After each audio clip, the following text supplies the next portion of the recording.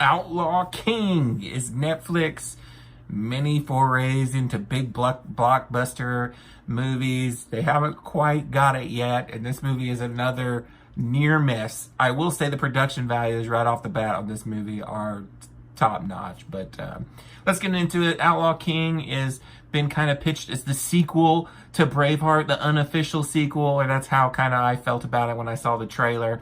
It picks up right after Braveheart. There is some scenes at the beginning that are actually do happen in Braveheart, but follows Robert the Bruce, played by Chris Pine. Aaron Taylor Johnson's in here. There's a bunch of people that you'll recognize their faces. I didn't really know any of their names, but you've seen them in Game of Thrones and other things. For the most part, I found it an enjoyable one-time watch, but it is far inferior compared to Braveheart, which is a classic in my opinion. So this movie has got some great production values, some decent acting, and some pretty good battle sequences. And if you're into history or you're into like the Middle Ages kind of stuff, you're probably going to dig it. Just don't go into it thinking it's going to be another Braveheart, because it doesn't have the scope or the feel or even the talent that Braveheart did. You know, it is directed by David Mackenzie, who did Hell or High Water, which I freaking loved a couple years back. But unfortunately, this isn't even as good as that. Chris Pine is okay. He's kind of playing, I don't know, it's just, I don't know if this maybe is how he thought this character was, but him as Robert the Bruce, I wasn't feeling as much as I did as the guy who played him in Braveheart. He's a little just more standoffish and kind of just monotone.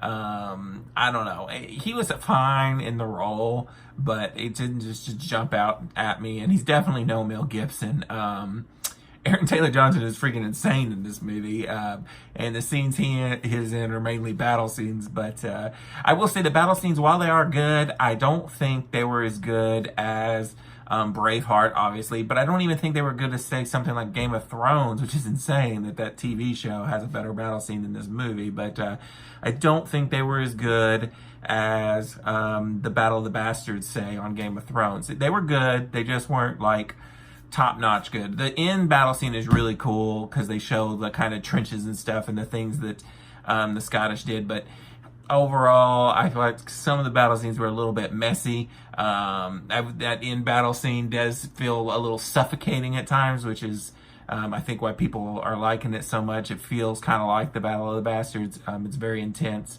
Otherwise, you know, it's got some pacing issues. It's slow in some parts. If you're not into this kind of thing, you're probably going to find it boring. Whereas, to me, Braveheart is, even if you really aren't into history, you could really like Braveheart. This one, it's just not going to capture widespread audiences. So once again, Netflix kind of dishes out a serviceable movie, but still have not reached crazy, amazing blockbuster level. But I have a feeling we are getting closer. But I'm going to give Outlaw King a 3.5 out of 5. I enjoyed it to see it once. I'm never going to want to watch this again.